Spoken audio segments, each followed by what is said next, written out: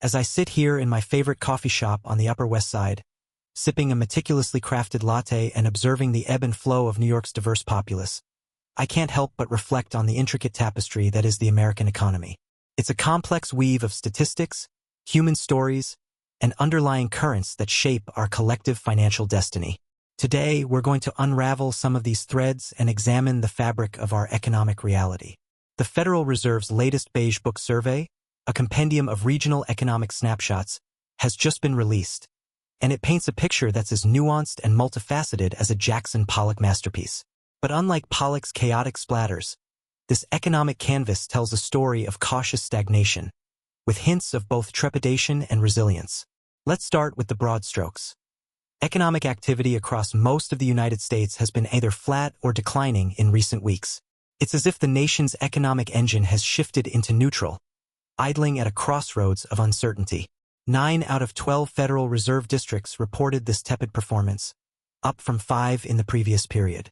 It's a trend that cannot be ignored, much like the persistent honking of New York taxicabs during rush hour. But what does this mean for the average American? For Joe the plumber in Ohio or Sarah the software engineer in Silicon Valley? It's a question that deserves more than a cursory glance. Employment, that bedrock of economic stability and personal dignity, presents a mixed bag of fortunes. The overall picture shows employment levels as generally flat to up slightly, a phrase that masks a multitude of individual experiences. It's like describing New York's weather as variable, technically accurate, but woefully inadequate in capturing the day-to-day reality. Dig deeper, and we find a landscape of cautious employers, reluctant to expand their workforces. They're like cautious diners at a buffet, carefully selecting their choices rather than piling their plates high. Layoffs, thankfully, remain rare, a silver lining in an otherwise overcast sky. But there's a subtler shift at play. Reduced shifts, unfilled positions, and the quiet attrition of workforces. It's the economic equivalent of a slow leak, barely noticeable day-to-day but potentially significant over time. The reasons for this caution? Concerns about demand and an uncertain economic outlook loom large. It's as if the business world is collectively holding its breath, waiting to see which way the wind will blow. This wait-and-see approach is reminiscent of New Yorkers eyeing the sky on a cloudy day, umbrella in hand, unsure whether to deploy it or not. For job seekers, the terrain has become more challenging. Finding employment is taking longer, a frustrating reality for those eager to contribute their skills and earn their keep. It's like trying to hail a cab during a rainstorm possible, but requiring more patience and persistence than usual. This shift in the job market is not just anecdotal. Hard data backs up these experiences. Job openings have fallen to their lowest level since early 2021, a statistic that carries the weight of countless individual struggles and aspirations. Each unfilled position represents a missed opportunity, a delay in someone's career progression, a family's financial plans put on hold. But let's zoom out for a moment and consider the broader economic picture. Inflation, that persistent specter that has haunted economic discussions for the past couple of years, is showing signs of retreat. It's like watching a summer heat wave finally break, bringing relief but also uncertainty about what weather patterns might follow. This combination of a softening job market and declining inflation has caught the attention of the Federal Reserve. The nation's economic weather forecaster and thermostat adjuster rolled into one. Fed Chair Jerome Powell, in a statement that reverberated through financial circles like a well-timed cymbal crash, declared that the time has come to lower interest rates. It's a significant shift in monetary policy, akin to changing course on a massive ocean liner. The first rate cut is expected when policymakers meet in Washington on September 17th to 18th, a date that financial analysts are circling on their calendars with the same anticipation as New Yorkers awaiting the opening of a hot new restaurant. But what does this mean for the average American? How will it affect the barista crafting lattes, the teacher shaping young minds, or the small business owner balancing the books late into the night? Lower interest rates typically make borrowing cheaper, potentially stimulating spending and investment. It's like opening the taps a little wider, allowing more economic water to flow. For homebuyers, it could mean more affordable mortgages. For businesses, it might translate into easier access to capital for expansion or innovation. However, the effects are rarely immediate or uniform. Economic policy changes ripple through the system like pebbles dropped in a pond, with some areas feeling the impact sooner or more strongly than others. Moreover, the very fact that the Fed feels the need to cut rates is a tacit acknowledgement of economic headwinds. It's a double-edged sword, a boost to the economy, yes, but also a sign that all is not well in the financial kingdom. As we navigate these economic crosscurrents, it's crucial to remember that behind every statistic, every trend, and every policy decision are real people with real lives. The unemployed graphic designer in Brooklyn, the factory worker in Michigan worrying about reduced hours, the recent graduate in Texas struggling to land their first job. These are the human faces of our economic reality. Their stories, hopes, and challenges are as much a part of the economic narrative as GDP figures or stock market indices. In fact, one could argue they're more important. After all, what is an economy if not the collective efforts, aspirations, and well-being of its people?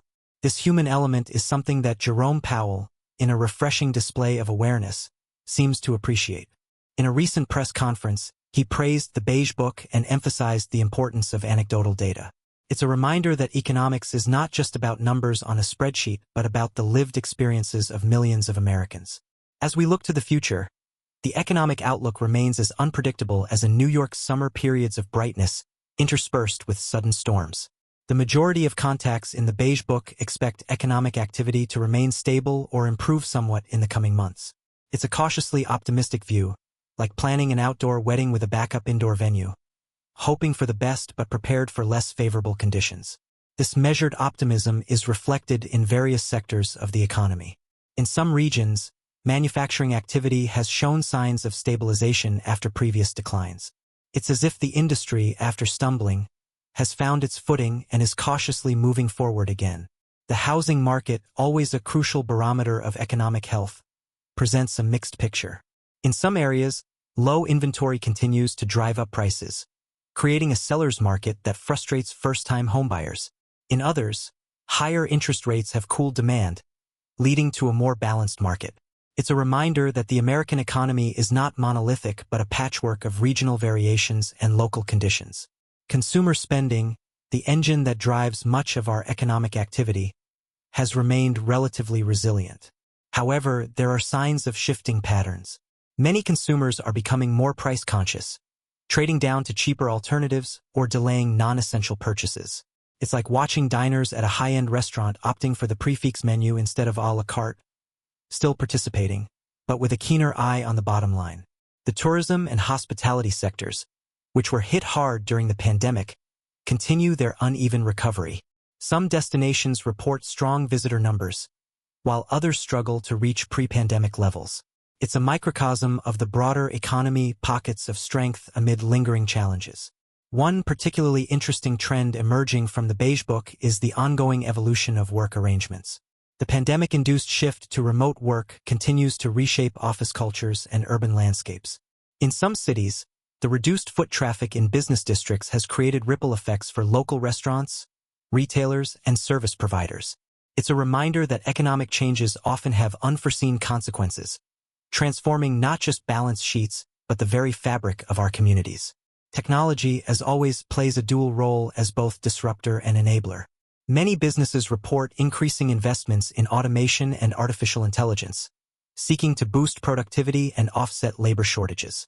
It's a trend that promises increased efficiency but also raises questions about the future of work and the skills that will be in demand. The green energy sector continues to be a bright spot, with several regions reporting growth in renewable energy projects and related manufacturing. It's an area where economic opportunity aligns with environmental imperatives, potentially offering a path to sustainable growth, both economically and ecologically. International trade, despite ongoing tensions and supply chain challenges, remains a critical component of the economic picture. The strength of the dollar, geopolitical uncertainties, and shifting global alliances all play into this complex equation.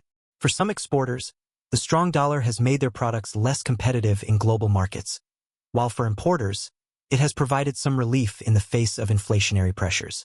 It's a reminder that in our interconnected world, economic policies and conditions halfway across the globe can have tangible impacts on businesses and consumers here at home. The agricultural sector, often overlooked in broader economic discussions, faces its own set of challenges and opportunities. Weather patterns, commodity prices, and international demand all factor into the fortunes of America's farmers. In some regions, drought conditions have stressed crops and increased costs, while in others, favorable weather has led to bumper harvests. It's yet another example of the diverse and sometimes contradictory forces at play in our vast economy. One cannot discuss the current economic landscape without acknowledging the ongoing impact of government policies and spending. The massive fiscal stimulus deployed during the pandemic has left a lasting imprint on the economy, contributing to both the resilience of consumer spending and inflationary pressures. As these extraordinary measures wind down, there's uncertainty about how the economy will adjust. The debate over government debt and spending continues to simmer, with potential implications for future economic policy. It's a complex issue that defies simple solutions, much like trying to balance a family budget writ large across an entire nation. Education and workforce development emerge as critical themes in many regional reports. With the job market in flux and technology rapidly transforming various industries, there's an increased focus on skills training and lifelong learning. It's as if the entire workforce is being asked to continually upgrade its operating system, adapting to new realities and demands. The healthcare sector, always a significant component of the economy, continues to grapple with staffing challenges and evolving patient needs. The pandemic has left an indelible mark on this industry, accelerating trends like telemedicine and highlighting the importance of robust public health infrastructure. Environmental concerns and climate change are increasingly factoring into economic decisions across various sectors. From agriculture to energy, manufacturing to real estate, businesses are having to consider and adapt to environmental risks and regulations. It's an area where economic imperatives intersect with broader societal challenges, requiring a delicate balance between growth and sustainability. The financial sector, always attuned to economic shifts, is navigating its own set of challenges and opportunities. Banks report tighter lending standards in some areas, reflecting concerns about economic uncertainty. At the same time, the rise of fintech and digital currencies is reshaping the financial landscape, promising innovation but also posing regulatory challenges. Small businesses, often described as the backbone of the American economy, present a varied picture. Some report steady growth and adaptation to new market conditions, while others struggle with rising costs and uncertain demand. The resilience and ingenuity of small business owners continue to be tested, much like the street vendors of New York who always seem to find a way to adapt to changing city regulations and consumer preferences. The gig economy and freelance work, which have grown significantly in recent years, add another layer of complexity to the employment picture. These flexible work arrangements offer opportunities for some but also come with challenges in terms of job security and benefits. It's a reflection of broader shifts in the nature of work and the employer-employee relationship. Innovation and entrepreneurship remain bright spots in the economic landscape. Despite uncertainties, new businesses continue to form, and existing ones pivot to meet changing market conditions. It's a testament to the enduring spirit of American innovation, like the constant reinvention one sees in New York's ever-evolving restaurant scene. As we look to the future, several key questions loom large. How will the potential interest rate cuts impact borrowing, spending, and investment? Will the job market continue to soften, or will it find a new equilibrium? How will ongoing technological advancements reshape industries and job opportunities? And perhaps most importantly, how will all these economic shifts affect the daily lives and long-term prospects of ordinary Americans?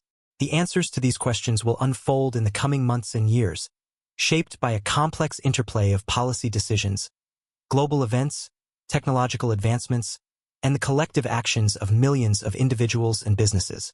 In conclusion, the current economic landscape is one of contrasts and uncertainties. It's a picture of an economy in transition, navigating between the lingering effects of past crises and the emerging challenges of the future. Like a massive ship adjusting its course, the American economy is slowly turning, responding to new winds and currents. For policymakers, the challenge is to steer a course that promotes growth and stability while addressing long-term structural issues. For businesses, it's about adapting to changing conditions while seizing new opportunities. And for individuals, it's about navigating this shifting landscape, building resilience, and finding ways to thrive amidst uncertainty. As we move forward, it's crucial to remember that economics is not just about numbers and trends. It's about people, their livelihoods, their aspirations, and their ability to build better lives for themselves and their families. In the grand tapestry of the American economy, each individual thread matters, contributing to the overall strength and vibrancy of the fabric. The coming months will be critical in determining the direction of our economic future. Will we see a soft landing, with gradual adjustments leading to renewed stability and growth? Or are we in for more turbulent times, with unexpected challenges forcing further adaptations? Only time will tell. But one thing is certain: the resilience, innovation, and adaptability that have long characterized the American economy will be crucial in navigating whatever lies ahead. Like New York City itself, which has faced countless challenges and reinvented itself time and again, the American economy has a remarkable capacity for renewal and growth. As I finish my latte and prepare to step back into the bustling streets of New York, I'm reminded that economics is ultimately about human stories. It's about the small business owner opening their shop each morning, the recent graduate embarking on their career, the retiree watching their investments, and countless others whose lives are intimately connected to the ebb and flow of economic tides. In the end, our economic future will be shaped not just by policy decisions and global trends, but by the collective efforts, aspirations, and ingenuity of millions of Americans. It's a future that, despite its uncertainties, holds the promise of renewal and opportunity, a promise as enduring as the American dream itself.